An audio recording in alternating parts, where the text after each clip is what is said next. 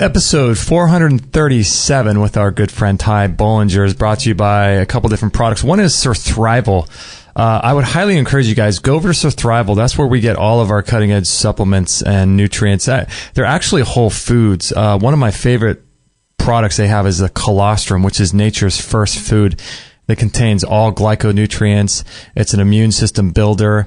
It helps to restore gut health, and it's incredible when you combine it with One World Whey, which I do a lot in smoothies and coffee drinks. It's an amazingly tasting, powerful superfood, the colostrum they have there. They also have the dual extraction pine pollen, which is great for hormone health. It actually is one of the only foods in the world that contains testosterone, which is great for both men and women.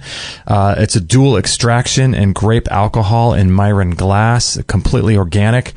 They have the king and queen of mushrooms, the reishi and the chaga, which are incredible for longevity and immune system. Chagas and mushrooms are just incredible part of our diet that we should be eating every day. They've got the bone broth protein, all kinds of great stuff at Surthrival. I cannot recommend them enough. So go check that out. And we're also brought to you by Living Libations. Nadine Artemis and her husband run a really great website, Living Libations. They've got all kinds of beauty care, blends and elixirs, essential oils. They've got really great products that take care of your teeth and your gums. And they've got really awesome pure sourced chocolate. I highly recommend getting your stuff there for your skin, your hair, your nails, your face.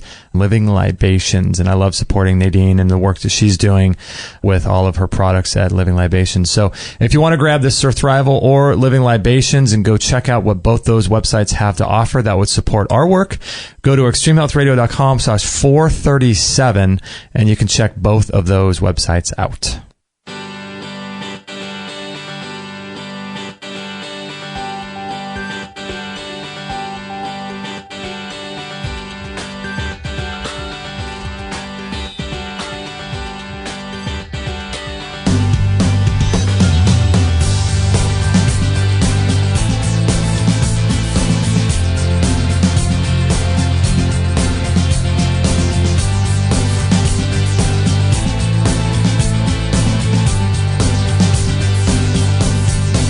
All right. Thank you, everyone, for joining us here on another episode of Extreme Health Radio, episode 437. Right on. Going all the way back to the beginning with Mr. Ty Bollinger on episode 1. That's right. He was kind enough to be on our show on the very first episode.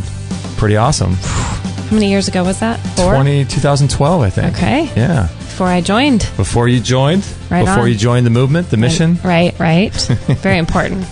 So we're going to be talking about cancer today, and if you guys are unfamiliar with the work that he does, he's got really great website. One is called cancertruth.com. The other one is called thetruthaboutcancer.com, and there's an associated free docu-series that he does. And I don't know if there's any person on our show, I mean, going back, interviewing so many people, that I stand behind's mission more than Ty Bollinger, because we both have a similar story in terms of family and cancer. That's how I got into all of this, from my mom getting non-Hodgkin's lymphoma in 1995.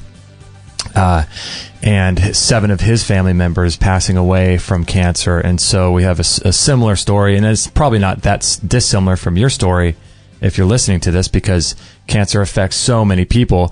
And before we introduce Ty, I did a little research before the show. You and your research. Me and my research. And get this. So this is from cancerstatisticscenter.org. In 2016, in the United States, there would be an estimated 1.6 million new cancer cases and 595,000 cancer deaths. So every day that equates to 4,600 cases and 1,600 deaths every single day. For women, let's see, let me look at some of these statistics here. Estimated deaths for 2016, lung and bronchus cancers, 158,000. Breast cancer is 249,000. And you can go down this list. It's actually incredible. Alabama, oddly enough, has the most new cases and the most deaths. Alaska follows that. Arizona and Arkansas follows that. And they all start with the letter A. Yeah. Interesting. Maybe we need to stay away from states that start with the letter A. From incidence and rates, 2008 to 2012, prostate cancer is the highest, and right behind it, not far behind at all, is breast cancer. Death rates, lung and bronchus cancer, and for female, it's breast cancer, and for male, it's prostate cancer. And it just goes on and on with the trends. The trends seem to be from 1930, at least according to this website, cancerstatistics.cancer.org. The trend seems to be, at least within males, prostate cancer is just really on the rise. So, Ty Bollinger is on the line right now, and he's got a great little tagline that I love so much called, "Cancer does not have to be a death sentence." So thanks, Ty, for being on the show today. Yeah, Justin, Kate, so glad to join you. I can't believe you're on episode 437. That's amazing. I still remember episode 1. It seems like it was just recently, but wow, it was 4 years ago, wasn't it? Isn't that crazy? And that was before you had written your book, Cancer Step Outside the Box, and this was before any of the Truth About Cancer came out, didn't it? Yeah, there was, that was a couple years. We got together right at the first of 2014 and formed the Truth About Cancer, and that's when this thing just kind of blew up, kind of crazy, like. Mm-hmm. You've had a wild 4 years then too. Yeah, I know, right? Wow. Yeah, it's been a crazy 4 years, but it's been good, and we're on the same mission, just to kind of help spread the truth to people. And you just read all those statistics of all of the increase in the cancer rates of the various types of cancer, and so it's clear that people need to be educated on how to prevent cancer, how to treat cancer, and there's just a huge need for this type of information.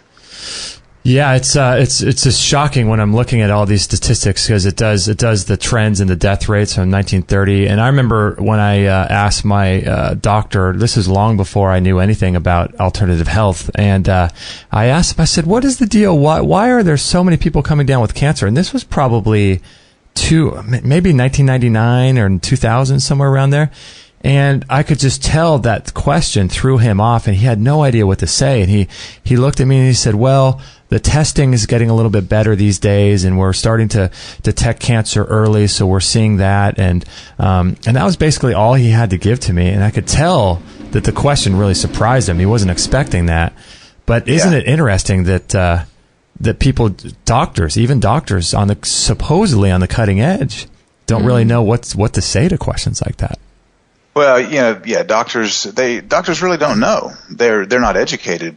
They're not educated on natural health. You just said alternative health, and I make that faux pas a lot as well. Yeah, because I know. It's really not alternative, is it? I mean, we call it alternative health, alternative treatments, but they're really not alternative, right? When we look at chemo and radiation and surgery, those are called the traditional treatments for cancer. I mean, if anybody, what are the traditional treatments for cancer? They say, "Oh yeah, chemo, radiation, those are my options."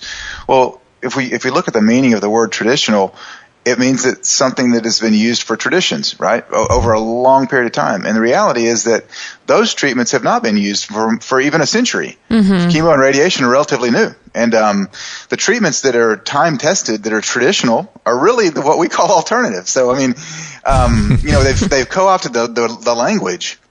And so when we hear about alternative treatments, they're like, "Oh, those are fringe treatments. Those are alternative." When the reality is, I would submit that the chemo and radiation and surgery, to an extent, should be called alternative treatments. Mm-hmm. And that what we use, this natural medicine, is really should be called traditional. And it's really this is the advanced medicine, because this is the medicine that's in nature.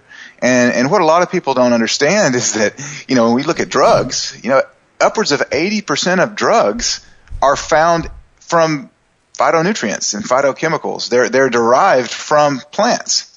So it's interesting that if we take a plant that grows out in the yard and we brew it, we concoct it, we do whatever to it to treat a disease, we're called quacks. Right. But if we take that same plant and a pharmaceutical company goes in and alters it and tweaks the constituents and patents it and turns it into a drug, then it's okay. Right. Isn't that so? It's just so how they've conditioned our minds to work, right? It's like we need to take something natural and we can't just apply it directly to our life, but we have to take it to some sort of institution or some sort of,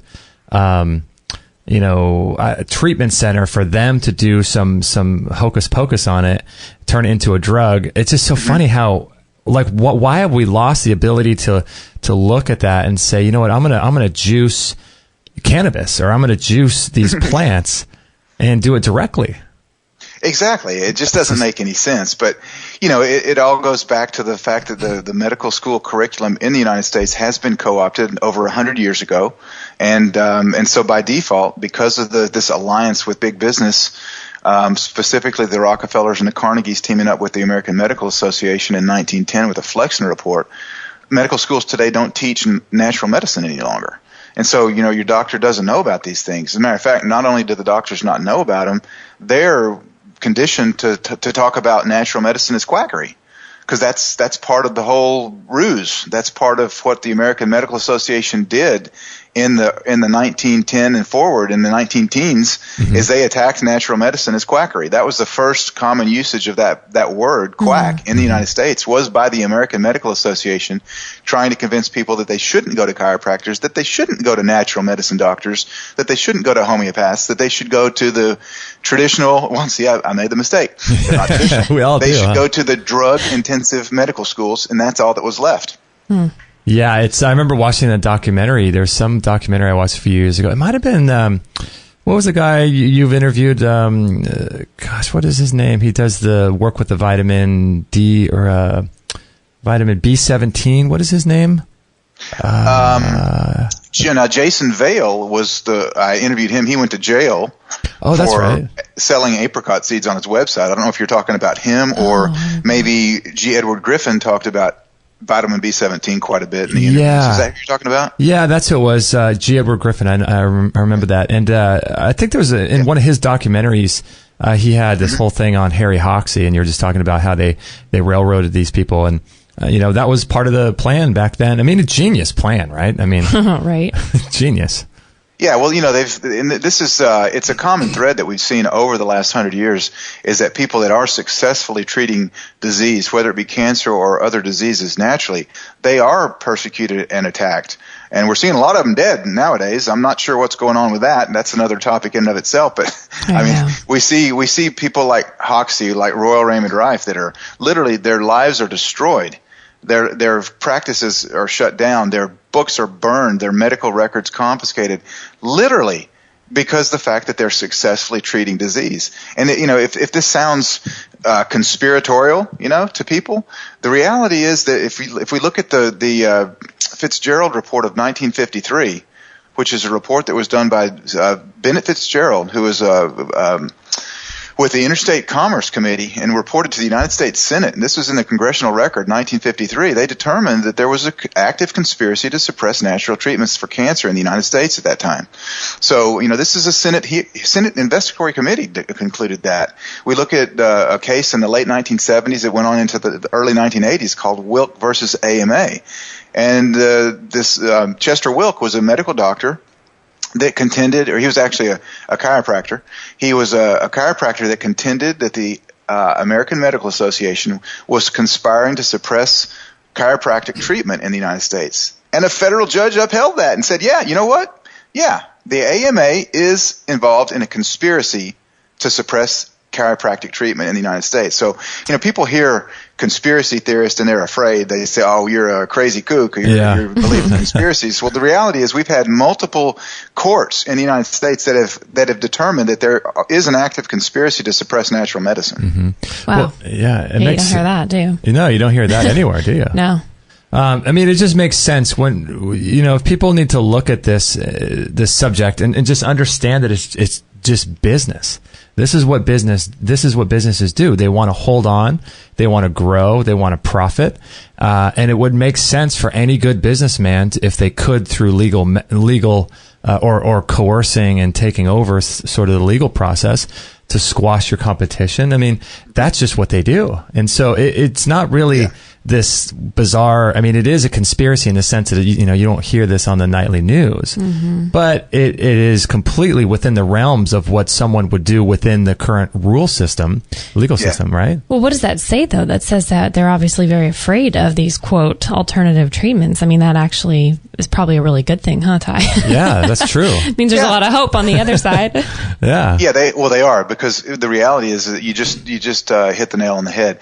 The job for these companies that are manufacturing drugs and the different treatments, I use that term loosely, treatments that are being used to treat disease today and to mitigate symptoms, their job is to make money, because these are all publicly traded companies.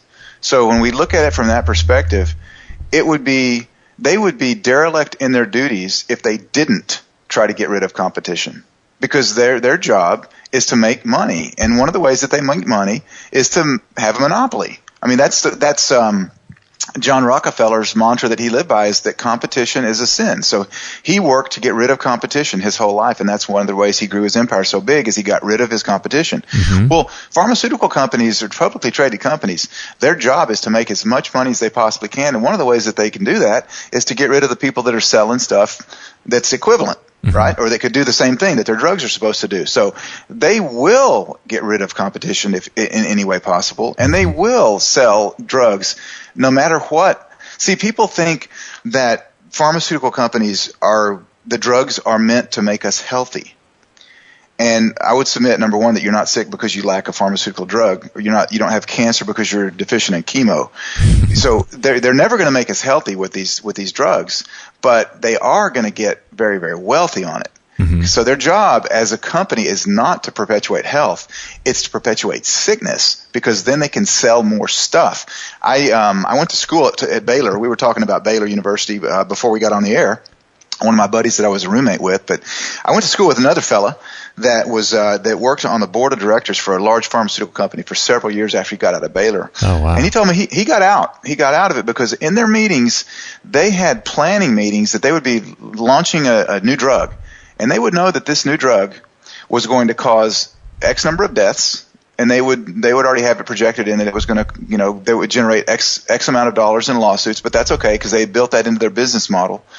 And they also knew that this new drug was going to cause 2 or 3 or 4 new symptoms that they could treat with more drugs, and they were then beginning to develop those drugs to treat the symptoms that was going to be created by the drug they were about to launch.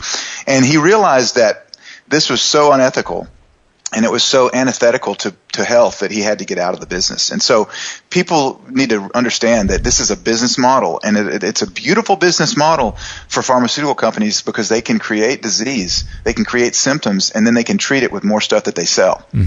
And it's great too, because the side that they sort of put out there is this whole notion of, we're here to protect you. We're here to make sure that these drugs cure your cancer, and we're here to, give you things. And we're the scientists, and we have all the latest research and statistics and all of that. And so they set themselves up as sort of the benevolent father figure that wants to take care of you. And so it's a great thing. I just read this thing before the show. It says that in 2012, 11 out of the 12 new cancer drugs approved by the FDA were priced at well over $100,000 per year. Just in the last 10 years, average monthly costs for cancer drugs have doubled, up from $5,000 to more than $10,000 per month. So that goes exactly along the lines of what your friend who used to work in the pharmaceutical business would do. I mean, it's like you said, a business model. Yeah, and you take that amount of money per month and you multiply it across all the people, the millions of people that are receiving cancer treatments each month, and you see that there's a lot of revenue that's being generated. And look, I'm not opposed to making money. I mean, I'm a capitalist, and so great, make money. I have no problem at all with that. The problem that I have is that these drugs are actually not healing. They're actually hurting people worse. I mean, if you had developed a substance that you could give to somebody for, 6 months and it would, 98% success rate heal their cancer, I mean, charge whatever you want for it. That's fine. The problem is that they're selling us stuff that's making us sicker, and it's actually killing us at times. I mean, if you look at the FDA's own website, they admit that 100,000 people a year die from prescription drugs that are properly prescribed. So if you really think about that, that should blow people away. The FDA, the agency that's in charge with protecting us from dangerous food and drugs, has openly admitted that 100,000 Americans die each year from drugs that are properly prescribed, have been approved, and are properly taken by the person, but they still die. So my question is this. I mean, can you imagine if are you guys into essential oils? Yeah. Oh, yeah. I thought you were. So I am too. So can you imagine if you started an essential oil company and you on your website you listed one person, just one person that had died from taking your essential oils? Right. Can you imagine how many minutes it would be before the FDA and the FTC shut you down and threw you in jail? Right. Oh, it would literally be, yeah. Seconds. Yeah. I mean, we wouldn't get through the day. Right. But here we have the biggest agency that's supposed to protect us admits that the drugs they've approved kill 100,000 people a year when they take them properly. And there's nothing that happens. I mean, that just blows my mind. Isn't that? That's banana. That's like Twilight Zone. What is going on? You know what's crazy too is like what you said a second ago, how they, about your friend being, working in the pharmaceutical. You said that they build the amount of deaths and the amount of secondary health problems. They build that into the model. Like, how crazy is that you would be on the board or you would be, launching a new drug and you have to build a certain amount of percentage of people that are going to be dying from your drug you want to launch. I mean, that's almost like it's asinine. Like a complete disregard for like treating humans like we're just cattle or something. We are revenue generating. I think Mike Adams, in one of the interviews that I've done with him, said we are revenue generating machines for the pharmaceutical industry.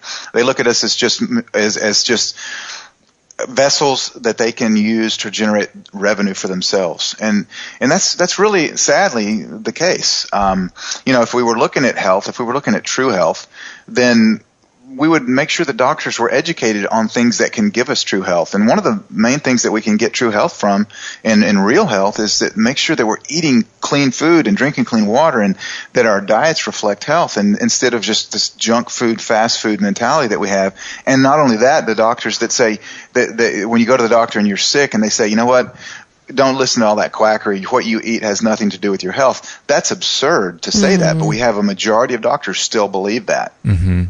Do you think really the majority still actually believes that? I think they do. To be honest with you, I think there's a lot of them that are waking up and they realize that nutrition is a big part of health. But when I did the Quest for the Cures a couple of years ago, I interviewed all these doctors, and I asked them all, how much education did you get on nutrition when you were in med school? And they all said none, or maybe an hour.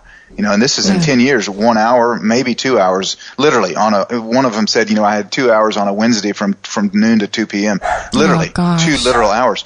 So they're not educated on nutrition. And so I think a lot of doctors are waking up to it. I know personally, my good buddy, Dr. Irvin Sani, one of the guys I went to Baylor with, he's a medical doctor down in South Texas, and he's completely on board with this. Several years ago, 8 years ago, he thought I was nuts, but now he says, man, it makes a lot of sense.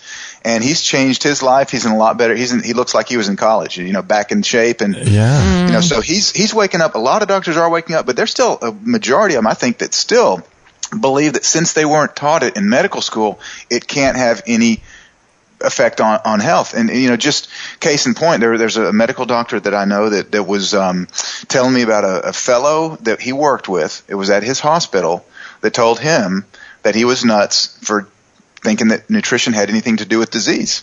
And the doctor said, the doctor was obese. And my friend told him, he said, you need to change your diet. And he said, I'm not going to change my diet. I'm going to take statin drugs for my high blood pressure. He said, I can eat whatever I want, and I'm going to take statin drugs, and it'll lower my blood pressure. Well, the guy dropped dead last year. He really did believe that he could eat whatever he wanted and take statin drugs. Well, he died of a cardiac arrest. And so, I think maybe doctors are some of the most brainwashed people in the world by, I guess you would call it a sin of omission, maybe, or a sin of educating omission, because they are not taught about the ramifications that diet and nutrition can play in health and even help to mitigate disease. And as a result of that, they're not perpetuating this knowledge onto their patients. They're not sharing it because they don't know it. And so I feel for the doctors because, they're good people. They go through medical school and they want to help people. They want to learn how to do whatever their specialty is. And in the end, they're not taught one of the most important things about overall health, and that's nutrition. Mm-hmm. Yes. I think it's like this sort of perpetuating. It seems like there's a strong correlation between the longer someone attends school, higher education, the more brainwashed they seem to be. I don't know, I can't prove that, but it seems as though the people that have a higher education, especially doctors and things, no matter what the education is, the more difficult they are, it is for them to have an open mind. Doesn't it seem like there's some sort of correlation there? Oh, no, I agree completely. Yeah. Especially with physicians, because they are. And I'm not down on doctors by any means. I completely believe in trauma medicine, emergency medicine, and so I think that's just we are second to none when it comes to treating emergencies. So I'm not down on doctors at all. But I do believe that when it comes to learning about degenerative disease, that we've been completely misled, and I think that doctors find it hard to believe, even impossible to believe at times, that they could have gone through a decade of school, including their internship, residency, and whatnot, and that they would not have been taught about something as basic as herbal nutrition. And they find it impossible that something like cancer, that they believe is almost an incurable disease, could be treated and even put in remission by some grandmother picking herbs and weeds from her garden and making a tonic. They find that impossible to believe because they've not been taught that in medical school. So I do think that there's a certain maybe unintended arrogance that mostly physicians have because they've been in school for so long.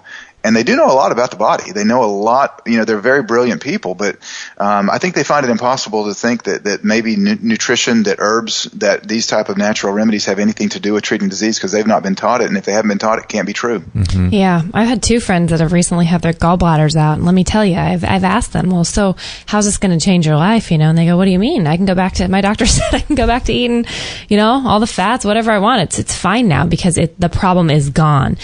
And my eyes I had to really watch, myself in my reaction because you want to spread truth and love, but it was just so horrifying to hear, wow, you cut out a body part, your doctor thinks you're fine now, and you go about life. And it's just, as the years go by, it's unfortunately, unless they have a big wake up call, I'm just scared for this misinformation that they're getting, to the extent that you even go cut out an organ and you think that you're kind of okay to continue on the same way. So I don't know. I mean, there has to be a shift in people's own responsibility of what who they're taking their advice from too. Mm-hmm. Right. It's horrifying. Yeah, I think it's insane to cut out body parts. Because we have our organs for a reason. Right, they're not extra. So they're not extra. Right.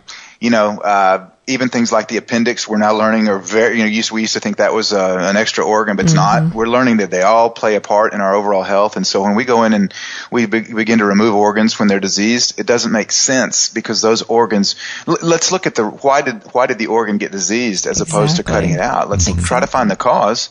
And if you remove the cause, it can go away. I mean, if you go out into your cornfield and there's mold all over your corn, then maybe the problem's not the mold, maybe it's the condition of the soil. Right. And so, if you cut the mold off the corn, you really haven't fixed the problem. You just cut the mold off, but the corn will get moldy again, right? Because let's say you live in a rainforest and there's just so much humidity and so forth and all these different conditions that lead to mold.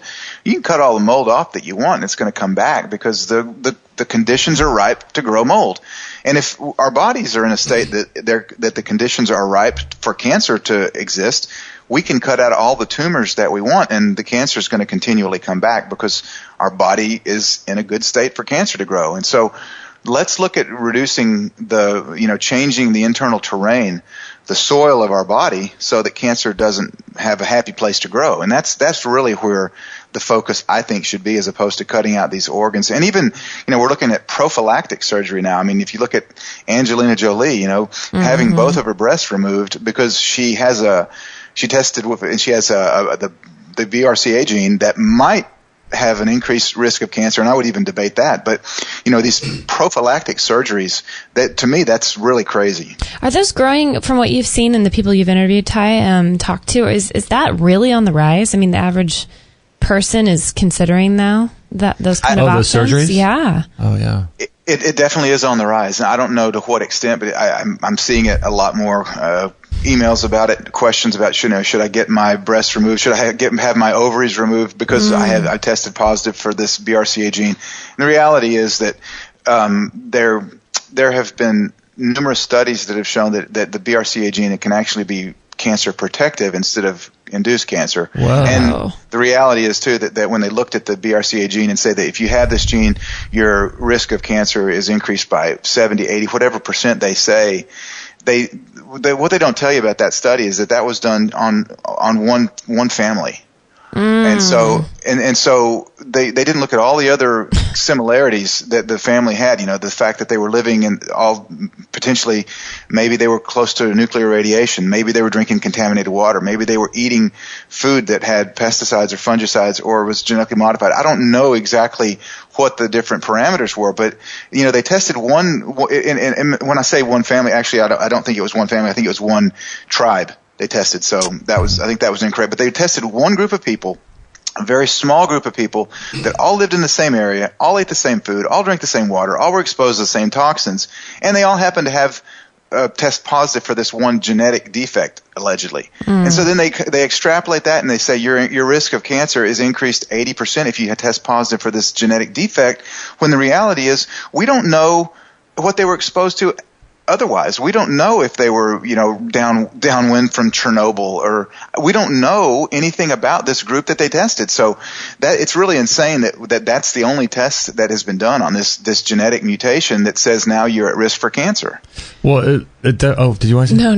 No, it definitely looks like they're wanting to go into the genomic sort of the gene pool and to go that direction, because if you can do that, then because most people don't realize that genes don't need to be expressed. They don't have to be expressed. They're just, potential weaknesses. But they don't realize, a lot of people, that, we have control over what genes get expressed. So, if you have that sort of mentality where this is your genetic blueprint, then if a doctor says, well, you have the gene that's going to cause cancer, I mean, it's a great way to get people to get testing done or to get procedures done, because people feel completely powerless because they have a gene. There's nothing they could do about that.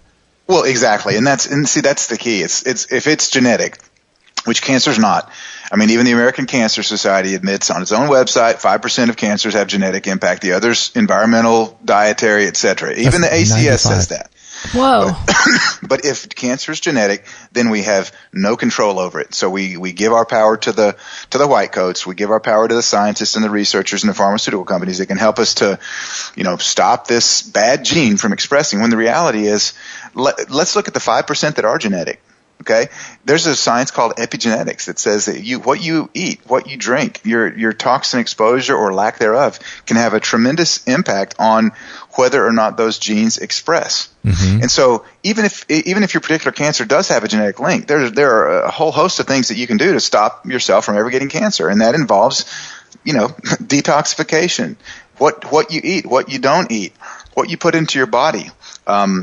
Exposure to radiation, to cell phone radiation, to Wi-Fi. I mean, the list is endless, but there are so many good choices that you can make that would stop those genes from expressing. But see, they don't want us to know that. I mean, I sound like Kevin Trudeau. Things they don't want you to know about it. Yeah. But they really don't, because the reality is that if we can make people feel powerless, that they have nothing to do, or that there's nothing that they can do to treat their disease, then they are going to come to you for their answers, and no matter what you give them, they're going to try it because they have no other options. And that's part of the brainwashing campaign that goes on with the pharmaceutical companies, with the drugs, with the genomic testing, because if we have no control, then we give our power to someone else. And that's exactly what they want, because then you're a customer for life. And that's really the goal, is to have customers for life. It's not to kill you. It's to keep you sick for a long period of time, because that's a revenue generation tool for the pharmaceutical companies. You want to hear my conspiracy theory on Angelina Jolie? Yes, and let me before you say it, their conspiracy theories happen a billion times a day. Because all that a conspiracy is when two or more people are gathered together in secret to try to perpetrate something on someone else. It happens every day, a billion times. The only difference is, are there facts to back it up, or they're not? If there's no facts, it's a theory. If there's facts, it's conspiracy reality. Yeah, exactly. Conspiracy realist. Well, I often think of, when I'm thinking about big, huge entities like the FDA or the government or the pharmaceutical industry, I often think about like personality profiling. And so I think about, is the type of person that would build into their business model a certain amount of deaths, are those types of people, if they're willing to do that, that seems to me that there would be a correlation between other things that is possible they could also do. So when that first story came out of Angelina Jolie, I thought, you know what? It wouldn't surprise me at all if they just paid her millions and millions of dollars to say what she said. And for her to, think of how influential she is. She's part of the, what is that organization? United Nations. And so think about how much that would coerce young women to have someone as influential as her to allegedly do what she did. It just wouldn't surprise me. I have no proof. I'm sure the actual story is true. I'm sure she really did have both breasts removed. But if it came out today that that's what happened, I'd be like, well, of course they would do that, because Facebook, in a non-related issue, Facebook is, I just read, paying celebrities and certain influential people to do Facebook Live videos. So they're paying people, to use their service. That's just what people do. And so I have no proof of that, but that's interesting. Yeah. I wonder if it's like, you just want to see some proof, Yeah, well, I wouldn't be surprised either, to be honest with you. I don't have any proof that is just a theory at this point, but I would not be surprised. We know that Facebook suppresses natural treatment information. That's when we were running our last series, they literally shut down our Facebook. And they were shutting down the Facebook of people that were promoting our series. We were getting emails from all over the world that Facebook had shut down or the Facebook was asking them, are you sure you want to promote this? It looks like a scam and things like that. Whoa. And it was our series. And really? This was coming in from countries all over the world, that Facebook was censoring the information. What happened to your Facebook site during that time? I don't think I remember that. They shut down, they made it to where we couldn't access our own personal Facebook. We had to set up another Facebook as an alias and start Facebooking the people that we were friends with on Facebook and the followers, let them know that Facebook did this and ask them to report to Facebook that they need to let us back into our own account. And after a couple of days and maybe thousands of messages from people, they let us back in. But it's really insane. And this happened to a lady that we know in Spain. It happened to a couple that we know in UAE, United Arab Emirates. It happened to people all over the world. And it was only promoting truth about cancer. It wasn't anything else. You could literally promote, child pedophilia, murder rings, whatever. That's fine. But you can't promote natural treatments for disease, or they'll shut your Facebook down. It's just such a double standard. Did they get their accounts back, these people? Yeah, I think everybody eventually was able to access their accounts. It's just they shut them down, right in the middle of our launch when we're trying to get the word out to people. And so people were not able to spread the word on Facebook because they couldn't access their accounts. Oh my God. That's crazy too. And the way they do it is so like they'll give you those little pop-up boxes with questions. Are you sure? Or it'll be like your account activity is suspicious. Yeah. And it'll be something where, it makes it look like there's some technical difficulty or something like that. Yeah, and they did that across the board with a lot of people. So, we know for sure that the Facebook does censor information. But on I guess to play devil's advocate, they are a private company. So they can do whatever they want. Right. I mean, they're not private. They're publicly traded, but I mean, they're not a governmental entity.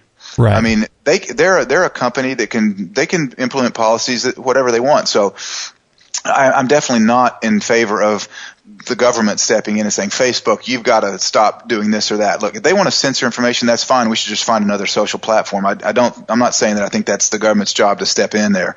Yeah. But the reality is that Facebook should not portray themselves as an unbiased social network platform, when the reality is that they do censor a lot of information when it comes to natural treatments. And there was also this report, I don't know if you saw this what was it, maybe a couple months ago. It was a story about, I don't really read articles on Facebook and the trending. I don't know. I guess off to the right, there's an area for trending articles and things. I usually just read what comes up from the pages that I follow, what they're posting and things like that. But apparently off to the right, there's a really popular side of the website that's called Trending Articles or something.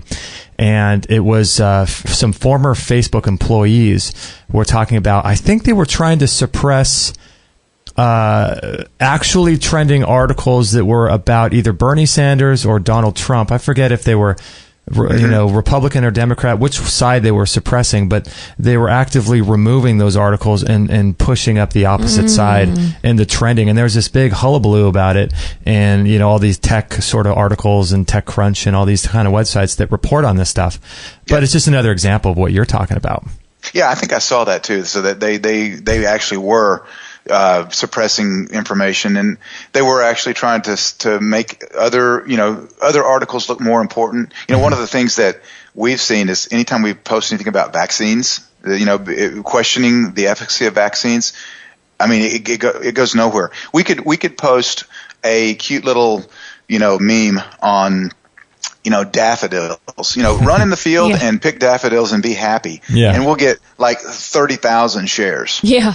But we posted a meme on vaccines, and we noticed that it gets like 8 shares, and the reach was 18 people or something. We're like, seriously? We have 300,000 people that follow us, and we got 3 shares? No, this is not going out into the news feed. You're suppressing it. Yeah. I mean, I guess we've noticed that.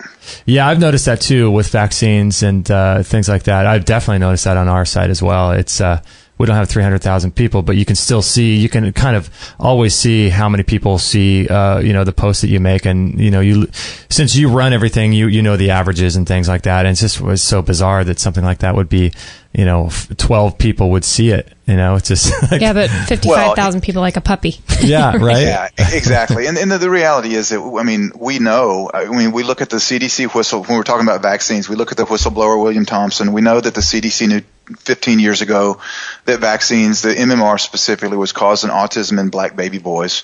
And they said nothing. They not only said nothing, they told the scientists to burn. They literally got a good old book burning party together and burned the documents, threw them in a big trash can, and got rid of them.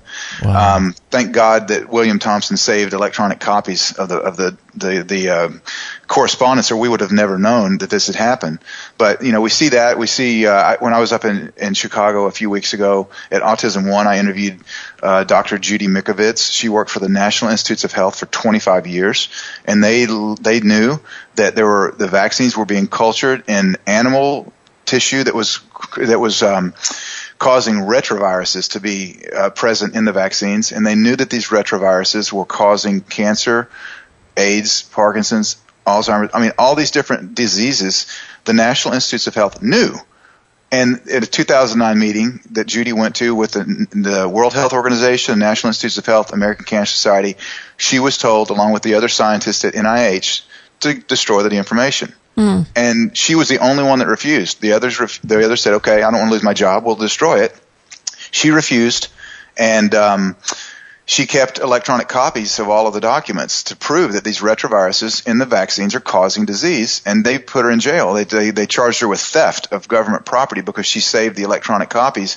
She went to jail. But I mean, so this is a scientist with impeccable credentials, one of the lead scientists for National Institutes of Health, that just told me in an interview face-to-face less than a month ago that all of these bodies, these World Health bodies, knew that the vaccines are causing disease, and they were instructed to what do they call it? To embargo. That was the term they used. They were instructed to embargo the information. In other words, don't release it. What year was that, Ty, with her? That was 2009. Oh my gosh. Just recently. Did she get out?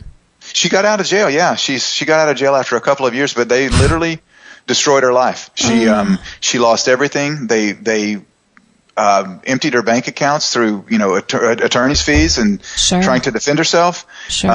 And she lost her job. She lost her retirement with National Institutes of Health. I mean, she lost everything. She now lives in a 700 square foot apartment with her husband, and But she said, you know what?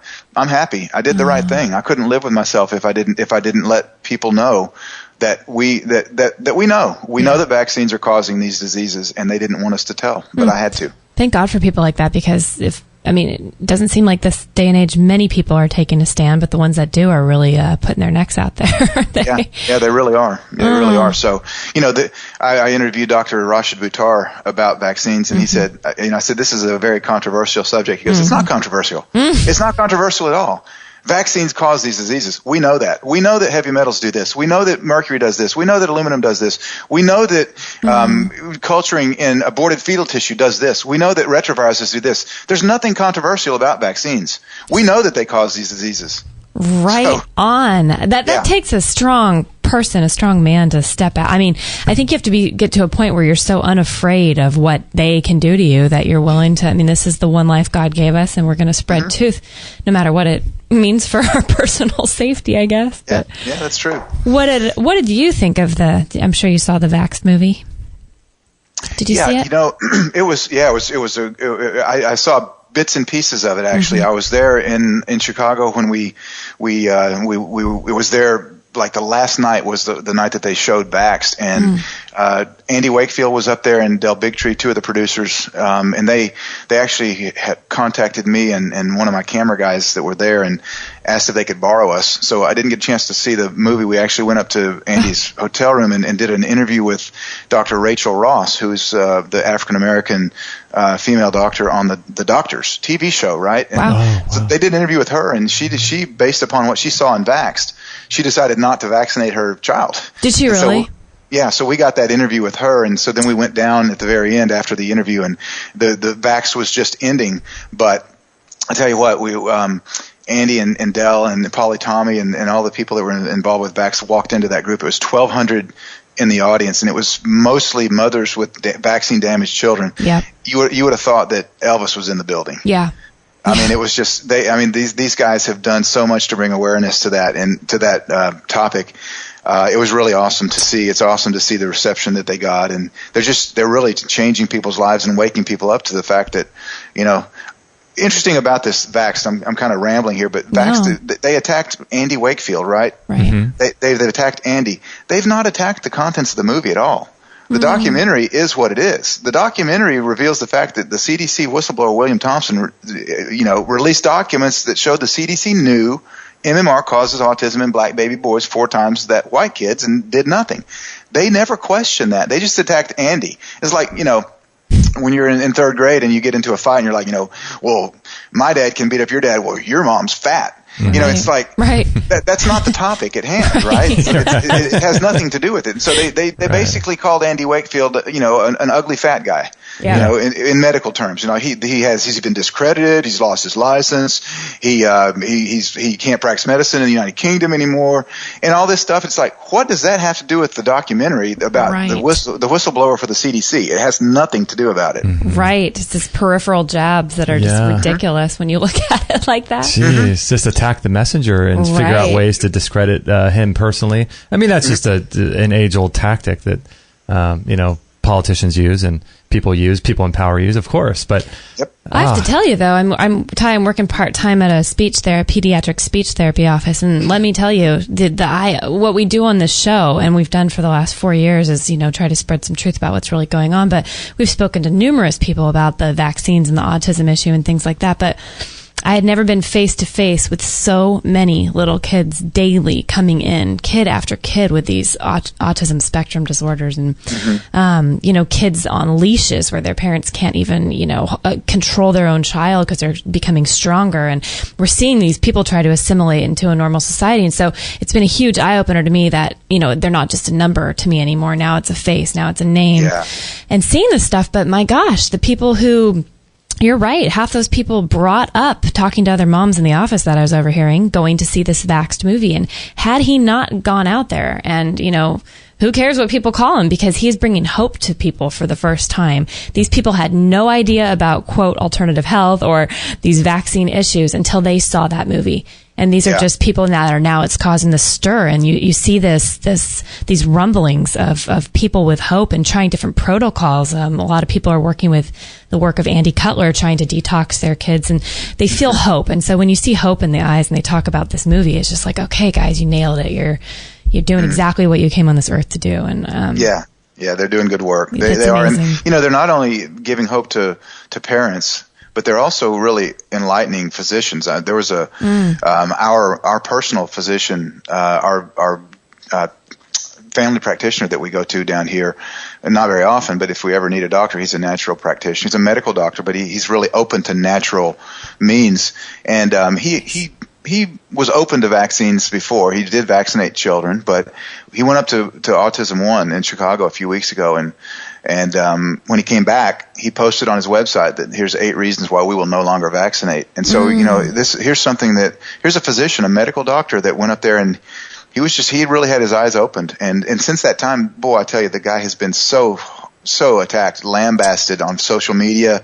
Here's a quack in Nashville, Tennessee that won't vaccinate. And, I feel for him, but that's just what happens when you come out publicly against vaccines. Right. Yeah, and when you have your livelihood, your career that's based in this sort of system, I mean, it's tough. It's difficult. I mean, you either have to have a side sort of income so that you can replace your doctor career, but most people don't have that. Most people don't do that. They don't set their life up in that way, so they're beholden and dependent on their current existing income stream.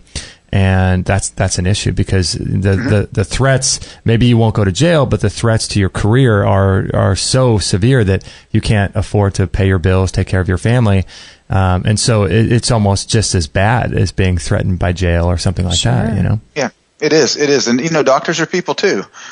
They come out of school and they've got, an enormous amount of debt after coming out of medical school typically. Mm-hmm. And so, really, they're in a bad position when they begin to realize that a lot of these protocols that they're working and a lot of the stuff that they've been taught is actually not true. A lot of the methods for true healing have been hidden from them. And if they're an oncologist, they can actually, in some states, they can lose their license if they use any kind of a natural treatment.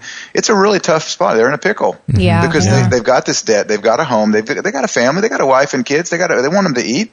They want them to have nice things, and it's a tough decision for some of them, because they do threaten, taking your license in some states, and you're going to lose your livelihood. And in that situation, I guess that's where the rubber meets the road, and you find out what's really important to you. Yeah. So, Ty, what are some of the biggest takeaways that you've had from? I know when people ask us this about our show, it's so hard, because I think, gosh, I got to think about all the people we've interviewed and think about some of the biggest things, but. Maybe, what are some of the takeaways you've had from interviewing either people, doctors in for Truth About Cancer, or just maybe inspirational stories that you've heard, that you've known about, people that have, taken on some of these natural treatments? Yeah, that's a tough question. I've interviewed so many people. One person that comes to mind is a lady that I interviewed when I was in Riga, Latvia last year. So if you don't know where Riga is, it's just east of Russia, across the Baltic Sea from Sweden. Okay. It's an Eastern European country that we went to, and I thought, I'm not sure if they're going to take us to a concentration camp here or what. You have no idea, your preconceived notions when you go to an Eastern Bloc nation. Right. The reality is it's beautiful, beautiful country. Riga is an amazingly clean, modern city. All of their food there is from farm to table.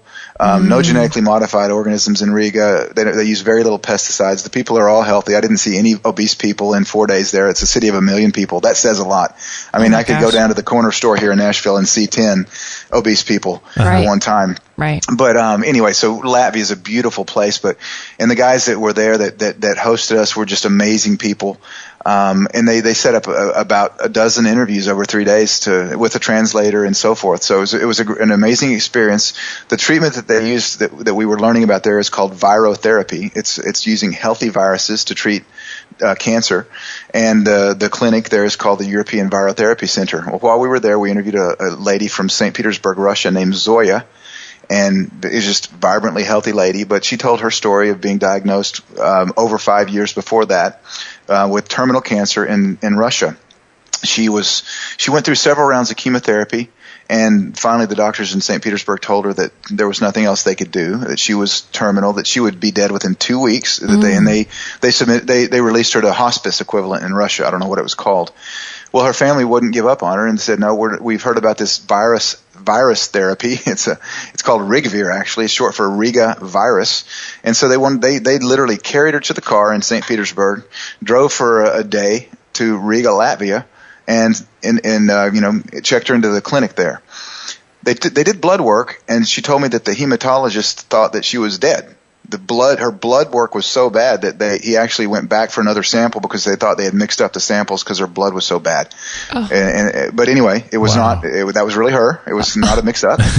But she said within a month of treatment with the Rigvir treatment that she was able to stand up again, and then I think it was within 6 months that they had no traces of cancer in her body. And I interviewed her at the over 5 year mark. And she is healthy as can be, and it's because of this treatment. And the interesting things to me about that were a couple of things. Number one, she went back to St. Petersburg to talk to her friends that were in the oncology ward there and told them about this treatment while she was undergoing it, because she was getting better and she was getting better and she was getting better. And they said, "No, I have to do what my doctor says here." And they all stayed on the chemo and they all died. Oh my goodness. So that's a really sad story. And then the absurdity of it is that she told her oncologist about this treatment in St. Petersburg, the same one that said that she would be dead within 2 weeks. And he told her that the Riga virus, the Rigvir treatment, had nothing to do with her healing, that it was probably a delayed reaction to his chemotherapy that he'd given her. Oh my goodness. So you talk about, cognitive dissonance. It happens in Russia too. Yeah. Wow. And they just cannot make sense of something that's outside their paradigm. They just don't. Mm-hmm. It's just difficult. Golly, that's such a great story. So how old is she now? I'd have to say Zoya is probably late 30s, early 40s. Oh my gosh, she's young. Yeah, she's young. I was thinking maybe she was in her 70s or 80s. No, wow. She's young. Wow, isn't that amazing? That is an incredible story. So you guys get leads from people all the time. I mean, how do you figure out who you're going to interview? And there's so many doctors, that we talk to, and I wonder, gosh, they should be on The Truth About Cancer. But I'm sure you guys have a way of filtering through all these amazing people doing such great work. Yeah, you're speaking to the filter. Yeah. Yeah. No, I mean, we got several documentaries that are coming up. So next year we're going to be producing The Truth About Vaccines. Oh my goodness. We're also going to be releasing The Truth About Detox. And then we're also going to be releasing The Truth About Cancer, How to Protect Your Pets. So we got 3 different documentaries that are coming up next year. And the way it works is I just, I'm constantly inundated with people that want to be interviewed. I'm inundated with people that say, "Hey, I know someone that you should interview," and I just kind of go through them and see where would they fit. I talk to them and I decide, do I want to interview them or not? And it's a good position to be in now that I don't even really have to reach out to many people. They kind of come to me now, which is a great position. But I still do I have to turn a lot of people away, which is kind of bad. I wish I could interview them all. There's only so many hours in the day, and there's only so much need at this point. We're probably not going to do our next Truth About Cancer. We're gonna probably go to Asia next year, and at that point, I'll be trying to line up doctors in Asia. But there's not really any need for certain interviews at this point. So a lot of people are saying, "Hey, I need to be in the next Truth About Cancer," and I'm like, "Well, not doing anything at this point, but I'll keep you in mind for next time. So it's just really it goes through me because I'm the only one that I trust to determine who should I interview, and that's really kind of what my deal is within the company, is just to do the interviews, do the content, and make sure that we're putting accurate information out there, and I let the other people do the rest. So tell me a little bit about these different projects. And so this coming up, Truth About Cancer, is going to be, I think I got an email from, I forget who it was, but one of the people you work with. This one's going to be a little bit different, right? There's a live component to it? Oh, no. So we've got in October in Dallas, we are going to have, we're calling the TTAC, stands for the Truth About Cancer, TTAC Natural Health Symposium, and that's going to be in Dallas at the Gaylord Texan Hotel from October 14th through the 16th. We've only put tickets on sale to a select few people at this point, but we're going to release. We're going to sell tickets to the general public here soon. But that's what we have next on the agenda. It's going to be something that is it's going to set a new standard, I think, for live conferences. We have pretty much everyone that is anyone, and I mean that sarcastically. There's a lot of people that we just can't invite, but we have 45 speakers, and I mean each one of the speakers could have a conference around them in and of itself. So, I mean, we have people like Mike Adams will be there, Dr. Mercola will be there, Dr. Brzezinski, Sayer G, Josh Axe, Andy Wakefield, Dr. Jonathan Wright, Jeffrey Smith, G. Edward Griffin, Dr. Rashid Buttar, Dr. Ben Johnson, Patrick Quillen, Dr. Darrell Wolf, Sherry Tenpenny. I mean, the list goes on and on. It's like we have just some of the most amazing people in the health world that are going to be there as our speakers. So it's going to be a very, very exciting conference. So that's coming up, and then that's going to be a live thing. And so are people going to be able to access this as a live event online, or is that not available? Yes. So we are going to have only 1,500 people will be able to attend. Okay. I say only, but we have a lot more interest in that. But we're trying to keep it smaller. We had initially considered maybe renting out a basketball arena and doing like a 10 to 12,000 person conference, but we thought that at that point it's too big. You lose the intimacy. It's just way too big. Yeah. And we decided not to do that. So we're maxing it out at 1,500 people, but they're going to have access to the speakers. They're going to have, mix and mingle with the speakers, dinner and so forth. So it's going to be a much more, I guess, intimate time than a really large conference. And we're going to do breakout sessions where there's 400 to 500 per room as opposed to all 1,500 at once. So there's going to be a lot more contact. But people will have access to purchase tickets, and we're also going to live stream it for free. So the people that can't make it are going to be able to watch it online all 3 days, free of charge. Are they going to be able to get that through maybe your Facebook site or YouTube site or something? We are going to, I'm sure we'll blast it on Facebook. We'll email it out to our list, and we'll let people know when the tickets do go on sale. But, and you two need to mark your calendars. I've got a couple of tickets reserved for you. So y'all need to be sure you come. Oh my goodness. I would love that. I know. I'm thinking, how could when you mentioned it, I'm like, how do we get there? We got to go. How do we coerce Ty to get us to go? Yeah, no, y'all, we got a couple of tickets for you for the weekend. So y'all just figure out how to get there, and then, we'll make sure that you get in and have access to all this. It'll be fun for you to get to meet all these people as well. Oh, yeah, that sounds so much fun. Wow, Ty. So what's the sort of direction of Truth About Cancer? Is it going to continue, do you think, as it is continuing, or are you going to expand? I think you said you're going to China? We will in next year probably go to Asia. We'll go to China, Japan, Singapore, Taiwan, India. We're going to travel over there and kind of get the Eastern medicine edition for Truth About Cancer, which will be kind of like the part 2 of the Global Quest. Okay. Awesome. And then, we've got these other documentaries coming up, the Truth About Vaccines, Truth About Detox. We're going to do the Truth About Cancer, Protect Your Pet. So that's 4 docu-series that we will be releasing in the next couple of years. And after that, man, who knows? I mean, Bermuda. We haven't planned out past there. I'm overwhelmed just thinking about it right now. So yeah. It's a lot of work, a lot of travel, a lot of interviews, a lot of scripting and production. But it's going to be, it's going to be information that's just going to continue to help people. And we talked about how to protect your pets. I first heard about that and I thought that's ridiculous. Why would we do that? But the reality is that we've gotten a lot of input from our list, and they're saying, what do I do for my dog, for my cats? Because I did not know this, but approximately 1 in 3 dog and cats in the United States has cancer. So our pets are being, exposed to the same crap that we are, and people really want to know what they can do to protect their pets because, let's face it, for a lot of people, especially, I hate to stereotype, but especially the elderly that maybe their kids have gone off and are married. All they have is their dog or their cat. I mean, that's their family now. Right. And so this is kind of something that I think is going to really be important information to get to people is how do you keep your pet healthy? That's so interesting, Ty. That really stuck out to me when you said that because I thought we do everything to keep Maggie in the best shape, and feed her a really great raw diet and things. But, we go to the park and meet other dogs and the other people are always like, oh, yeah, this is my new dog. My other one, got put down from cancer. It's always cancer. It's always cancer. Mm-hmm. We just lost our other one from cancer. I think that the world is going to be swarming to that information because it's true. They add so much to our life and we're here to protect them, and God gives them for us for so many reasons, comfort, pleasure. Yeah. And if we can keep them, as in line as we can keep our own bodies, right on. I'm thrilled about that one, actually. Cool. Yeah. I'm excited about it now too. And like I said, at first I was like, but it does make a lot of sense. And so I'm pumped about that one too now. Oh, I'm amped. So these are going to be all docuseries similar to how The Truth About Cancer has been running already?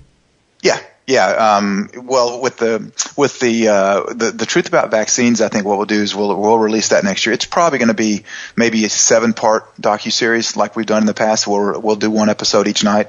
With the Truth About Detox and the Truth About Cancer, Protect Your Pets, we will probably just have maybe 1 or maybe 2 to 3 episodes DVD set. Mm-hmm. That we'll just it won't be something that we do like 2 or 3 nights in a row and just release. We'll just put it up on the website and just ask people if they want to watch it just to purchase it because it's going to be a very, very, very low cost. Yeah, it's just going to be something. It's not going to be something that is it's like a multi-part thing where you're like a cliffhanger and can't wait to see the next one. It won't be really formatted that way. It's really going to be more just here's the information. If you want to learn, just purchase the DVDs. And like I said, it's going to be in anybody's wheelhouse so they can afford both of these things. Oh, that's awesome. That's so cool. And do you have are you running a membership website for Truth About Cancer if people want to be members of that? Is that something that you're still doing or that you have launched? Yeah, we have what we call the Heroes Against Cancer community on the truthaboutcancer.com, and you can just go there to sign up. It's I think it's like $4.95 a month or something. Okay. And people can go in there and share stories and what's working for them and what they're learning and things like that. Sure. Yeah. That is so cool. Man, Ty, I'm so grateful for you for being on the show, and I'm so grateful for you and the work that you're doing because, I mean, it is so important that there's someone like you out there doing the work that you're doing because you're the biggest voice. It seems like you're the biggest voice in the natural and alternative world, and there's lots of big voices out there. People like Mike Adams, and there's tons of people out there doing stuff. But I'm just so thankful and grateful that you're putting this out there because eventually enough people, it's going to be like critical mass, enough people are going to wake up to realize this. And it's just, it saddens me on one level that you only have 300,000 people following you because you should have 300 million because as the stats go, 1 out of 2 men and 1 out of 3 women get cancer. And so, I can't wait for that day where you guys just blow up even 10 times more than you are now and people wake up and start taking control of themselves. Yeah. Well, thanks. I appreciate it. Appreciate the kind words. And really the only reason that we've been so successful is that we've had just such great support from everyone. And that includes the doctors that we've interviewed and the scientists. I mean, when we started this thing a few years ago, I called people like Mike Adams and Dr. Nicholas Gonzalez, and some of the other amazing Dr. Brzezinski that we've interviewed and asked if we could interview him, and they're like, sure, let's, and so they supported the mission from the very beginning. And I don't know who initially authored the quote that, my success is because I stand on the shoulders of giants. But the reality is that none of this would be possible if it weren't for all these other people that have paved the way. So I'm just really, at this point, I'm just kind of like I'm the guy that's the messenger. Yeah. I don't develop these protocols. I'm not a fantastic doctor like these guys. I'm just out, like John the Baptist. I'm out crying in the wilderness hoping somebody will listen. Totally. And thank God that there are people are listening, but the real credit goes to people like the Dr. Mercola, Mike Adams, Sayer G, Dr. Brzezinski, Dr. Nick Gonzalez, Robert Scott Bell, who is a good friend of mine that will be there at the conference in October. He introduced me to half these people that are on the series. So it's just a team effort, and everybody understands that we've got to get the word out, we've got to spread the truth, we've got to help just unlock your natural ability to heal by giving the body what it needs. And so that's really our message.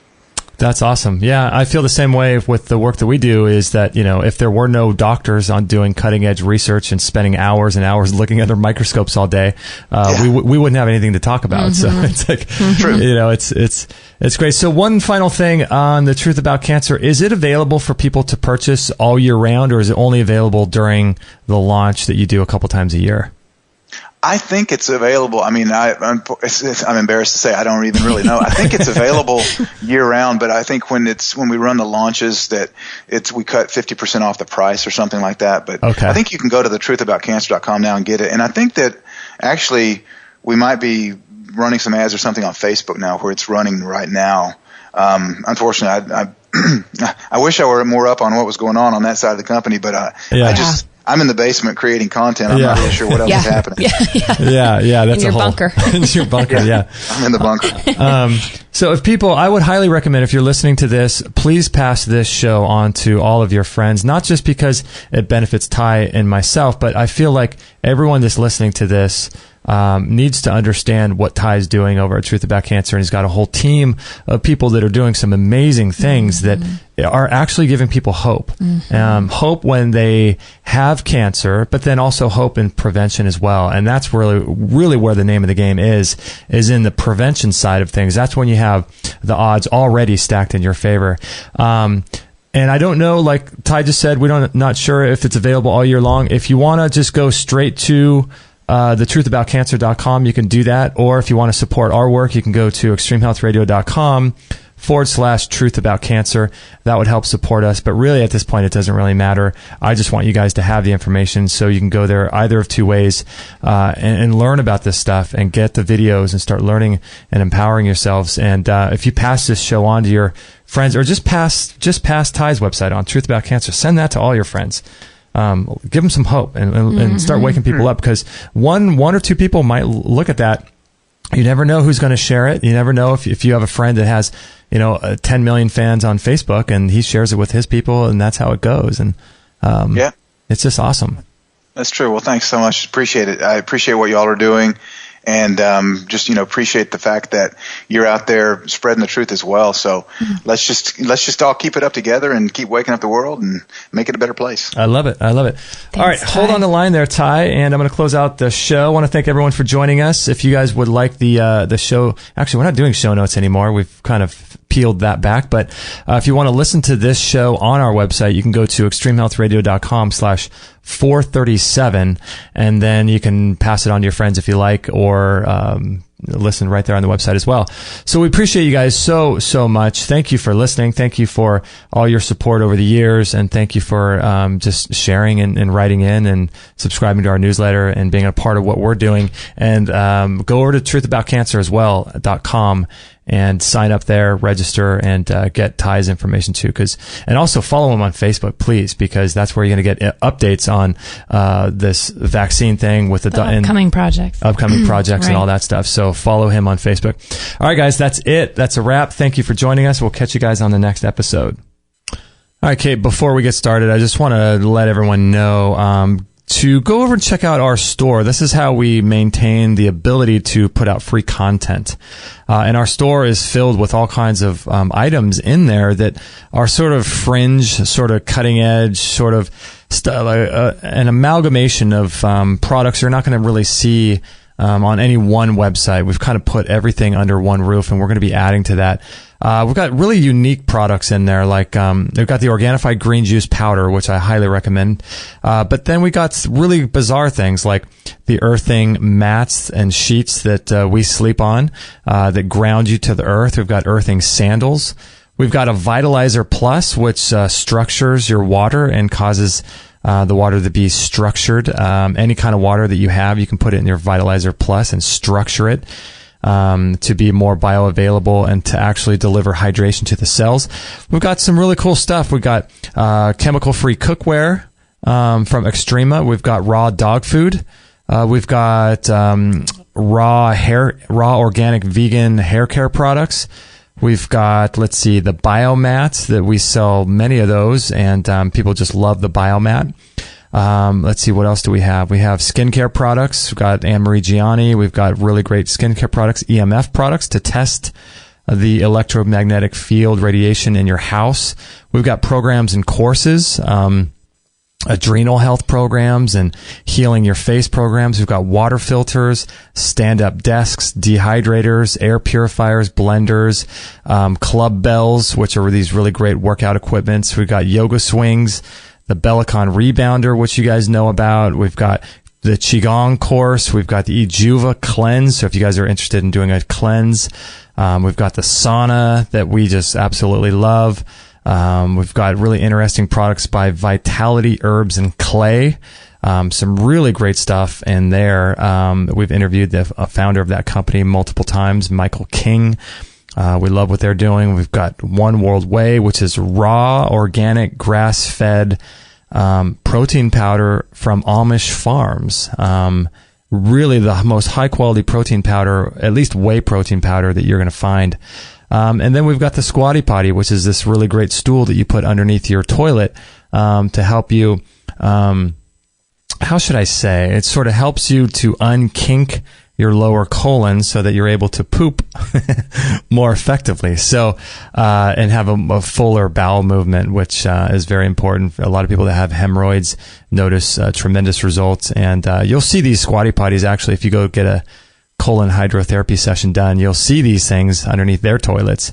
And it's because it helps you have a better bowel movement. And we all know it's about digestion and colon health, and all health and disease starts and ends in the colon. So then we've also got Mountain Rose Herbs. We've got a lot of cool stuff in our store, and we're going to be adding to it too. I only just featured some of the products that are in our store.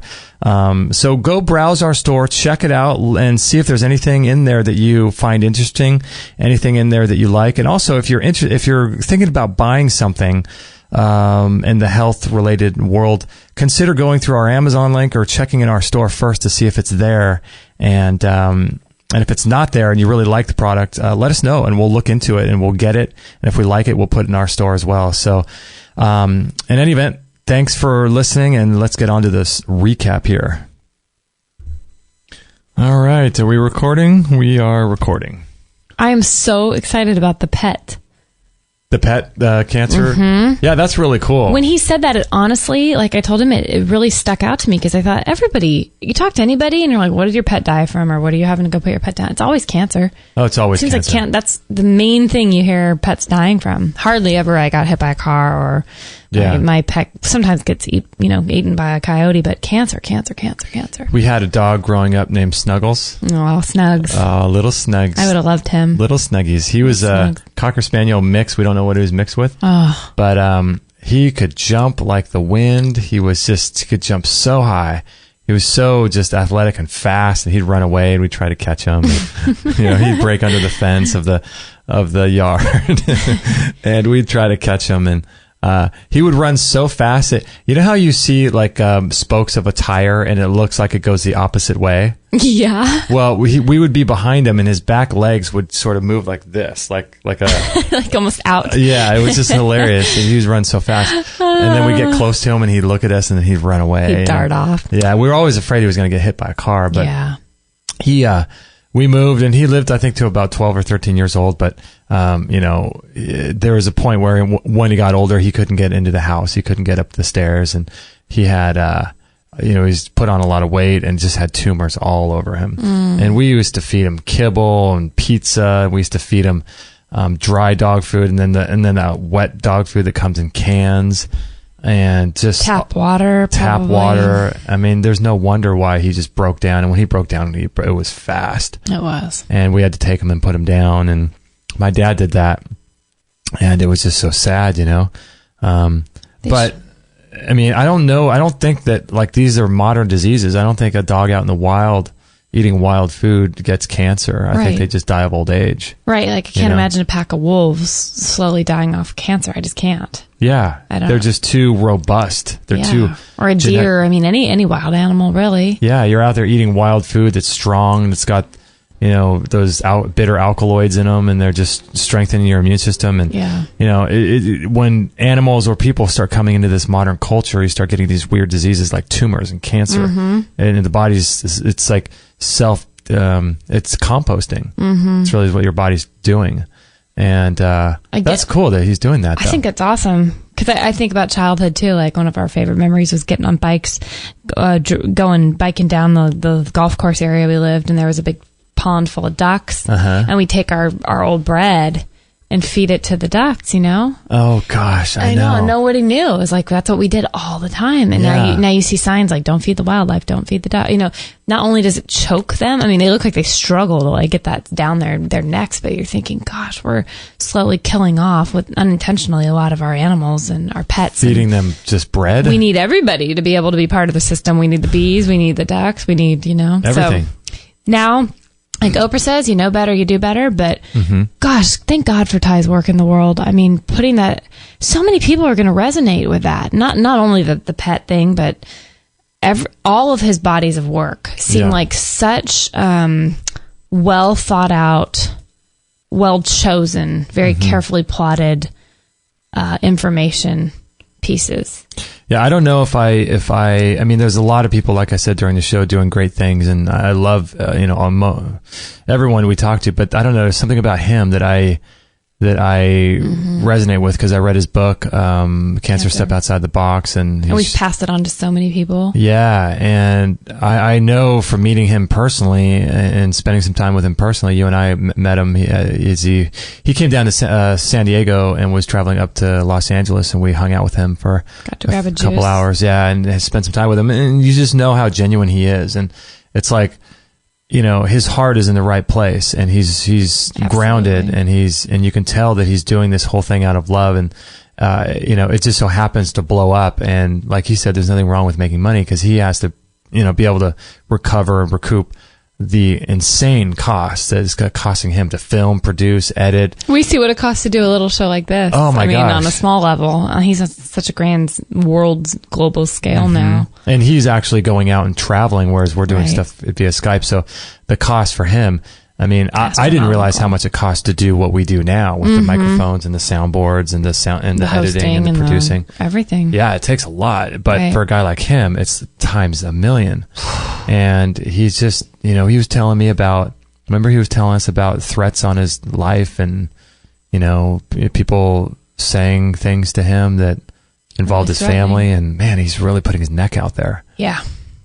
Yeah, he's taking one for the team. Yeah. And he's valuing the other people, that he's not so much looking at himself. He's so humble. And he's saying, thank God for all these other guys really putting their neck out. I mean, we look at him like, oh my gosh, you're on the front lines, and he's looking at everybody else like they're on the front line. So it just shows his humility and his authenticity in how he approaches this. He really, really, really cares about people.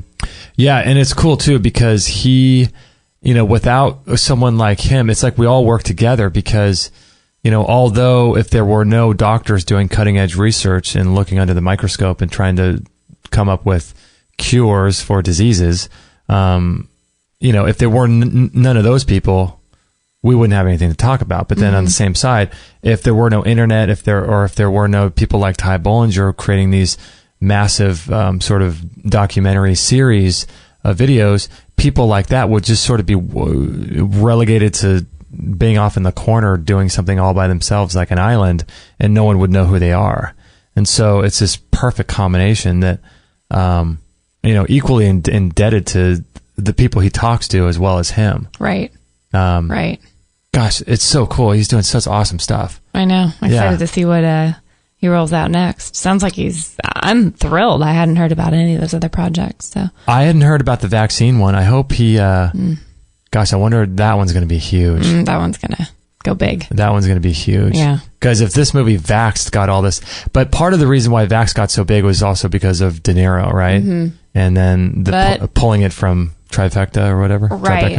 Tribeca.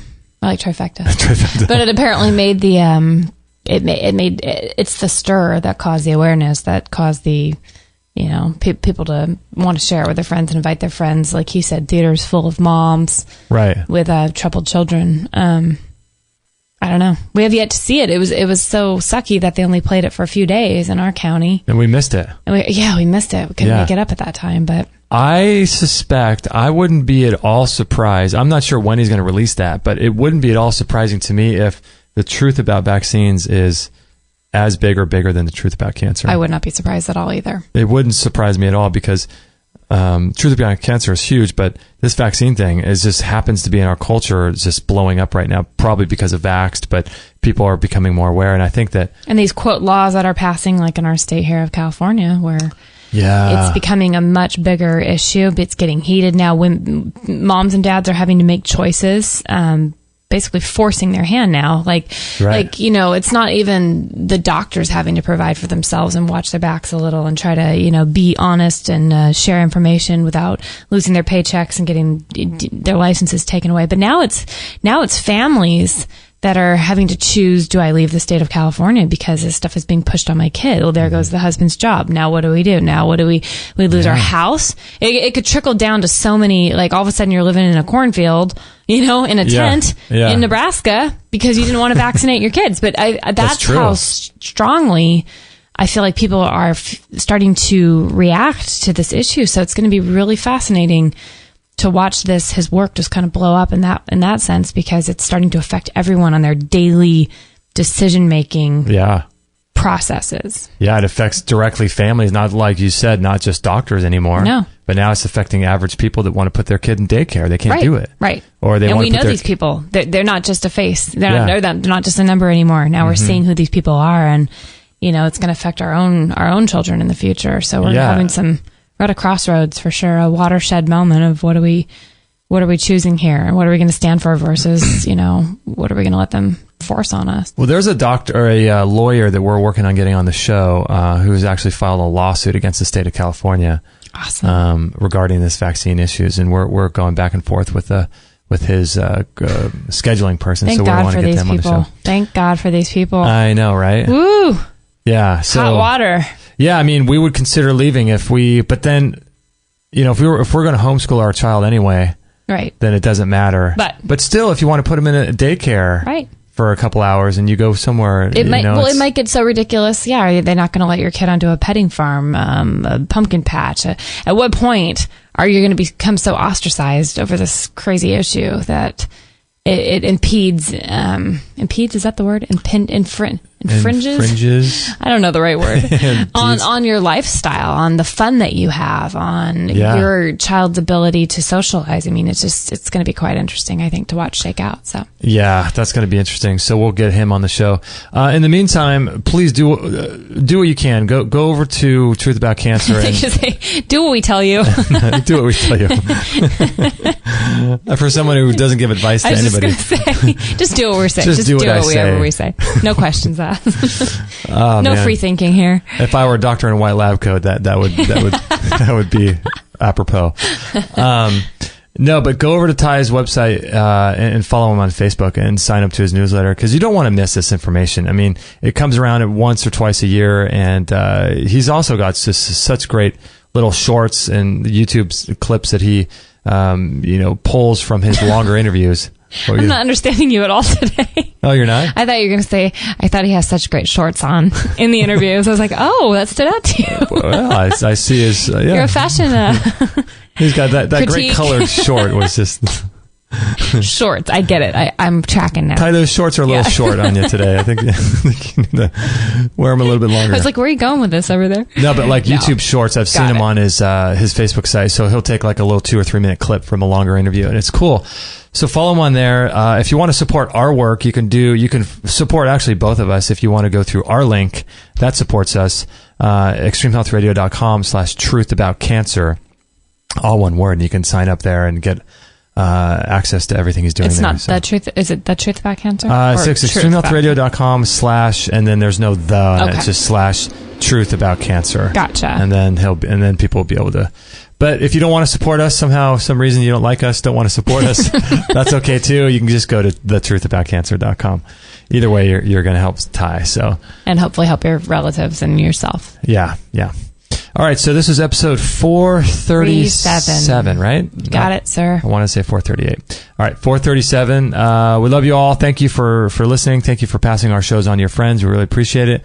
Thanks for signing up to our newsletter. If you would like to support us even further and don't really want to do anything, don't really want to donate or anything, a lot of people are donating on Patreon, which is a great way for people to support us. You can do that on a per show basis. It comes out of your account once a month, and you can donate like $1 a month, $2, $5 a month, whatever you see fit, however much value you feel we're passing on to you guys. That helps a lot. But if you don't have the ability to do that, that's cool. You can also bookmark our Amazon link, and whenever you make a purchase on Amazon, if you go through our link or the bookmark that you that has our link in it in your browser, that will help support the show too. So if you want to just remember Kate and Justin every time you make an Amazon purchase, we'd appreciate that. It doesn't matter what you buy there on Amazon. So, you can buy anything. It doesn't have to be health related, and we'll still get a little support for your purchase. So, and we don't even know what it is you order, so it's all confidential. It's all confidential. Thanks to Jeff Bezos. All right, so thank you, everybody, for your support on Patreon, for sharing our stuff, for your support on Amazon. We really appreciate it, and just sharing and listening to our stuff. So we really appreciate that a lot. We love you guys. We got one fuzzy puppy who looks like she wants to walk. She's ready to get out. So, yeah. Has she been out yet today? Once. We'll get her out one more time. Peace out, you guys. We love you, and we will catch you on the next episode. Hey, everybody. This is Josie, Justin's mum. Don't tell him, but I know he would absolutely be really happy if you would sign up to his free weekly newsletter. And don't forget to share this with all your friends. This is the buzzing bumblebee signing off. That was so good.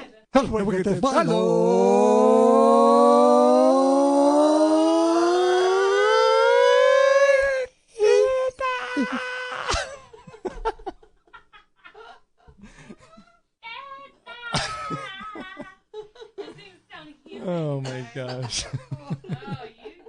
No material on this blog is intended to suggest that you should not seek professional medical care. Always work with qualified medical professionals, even if you educate yourself in the field of live food, nutrition, and alternative medicine. I'm not a doctor, nor am I offering readers medical advice of any kind. None of the information offered here should be interpreted as a diagnosis of any disease, nor an attempt to treat or prevent any disease or condition. While information in this blog is